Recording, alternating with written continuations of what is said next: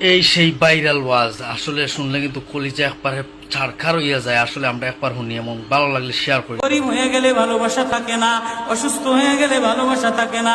চোখের কোনায় যদি ময়লা হয় তো বান্ধবী তাকায় না, তোর চোখের কোনায় ময়লা। নাকের কোনায় যদি ময়লা হয় তো বন্ধু বান্ধবে তাকায় না।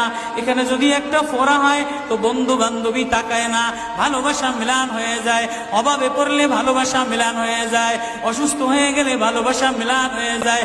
আল্লাহ বলে আমার কোনো অসুস্থ, আমার কোনো অসহায় গোলাম জামা ময়লা হয়ে গেছে, চাদর ময়লা হয়ে গেছে, হাসপাতালের কোনায় হাসপাতালের ফ্লোরের মধ্যে পড়া, গার মধ্যে ঘা দিয়া ভরা, লিভার নষ্ট হয়ে গেছে, দুর্বল হয়ে গেছে।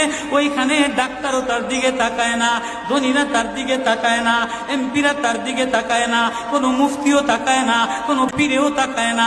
পীরেও গরিব মানুষের দিকে তাকায় না, পীরেও বড় বড় পোটলা মশার দিকে তাকায়।